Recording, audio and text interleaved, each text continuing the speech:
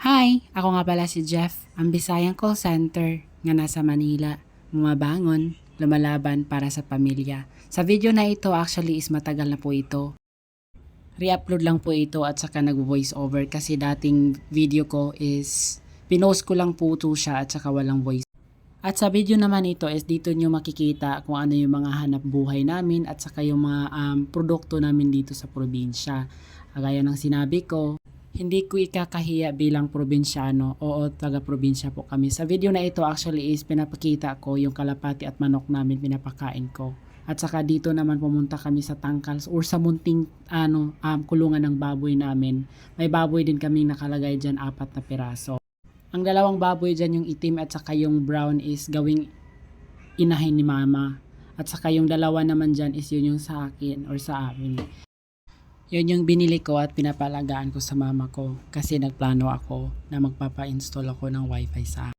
Alam ko marami tayong followers dito na hindi nakaka-relate gaya ng nasa syudad lang o hindi nakaranas nakatira ng probinsya. Pero okay lang yan. Ang importante is na ipakita ko kung ano yung buhay natin bilang mga probinsyano.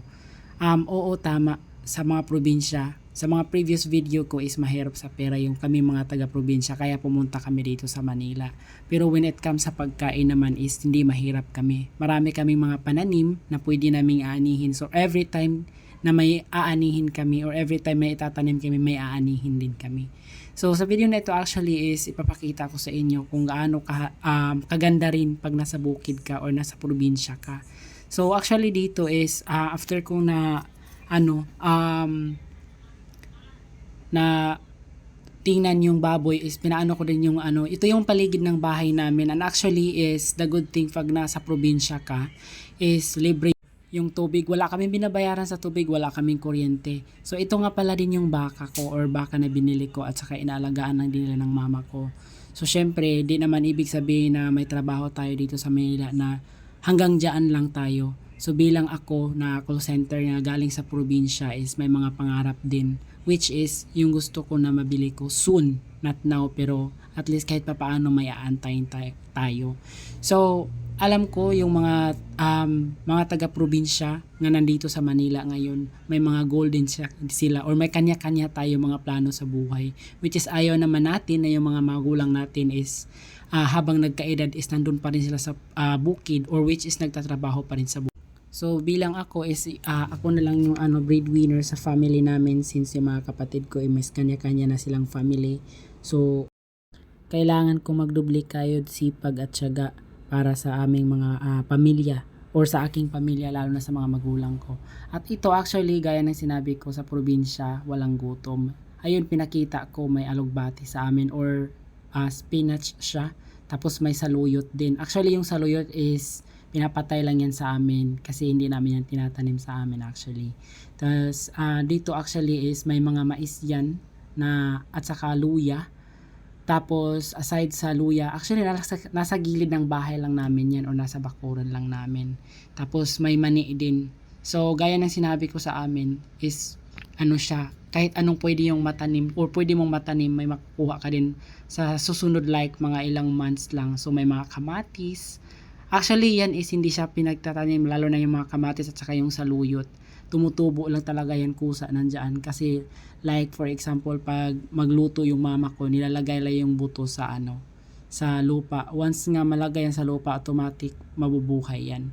Yung spinach naman or yung alugbati is tinanim talaga yan ng papa ko. Ayan nga pala yung mani or which is yung peanut. So ito yung peanut actually is sa amin, hindi lang luya, hindi lang palay, hindi lang mais at saka iba pang mga panin which is nagtatanim din sa amin or sa kami ng mga peanuts, which is maraming peanuts sa amin, malalaki ang mga farm sa peanuts sa amin. So actually dito nga part is ako lang isa dito, nagvi-video lang ako, gusto ko lang ipakita yung paligid ng bahay namin. Actually sa mga previous vlogs ko, pinakita ko na wala kaming kapitbahay. Ang sarap mamuhay pag wala kang kapitbahay, wala kang kaagaw. Ayan na pa nga pala yung munting bahay namin. So yun ang bahay namin sa probinsya. Oo, simple lang. Alam ko yung iba dyan hindi nakaka-relate gaya ng malalaking bahay at saka hindi nakatira ng probinsya. So sa dito na part na to is pinuntahan ko rin yung tinanim ng mama ko na mga sibuyas or onion leeks. Nagtatanim din kasi yung mama ko dyan. Then meron din silang meron din siyang sili, which is yung labuyo na pangtanim din. At babalik naman tayo sa titira na walang kapitbahay. Ang sarap na nga lang talaga pag mabuhay or mamuhay ka na wala kang kaagaw. Hindi naman ibig sabihin na kaagaw reality, which is makapag alaga ka kahit anong animals or like kahit anong mga pets na gusto mo alagaan, like mga manok, baboy, kambing at saka mga baka. Kasi napahaba yung kwento natin pero patapos na yung video ko. Ako is nagpapasalamat lagi sa mga solid supporters ko and follow for more. I love you all.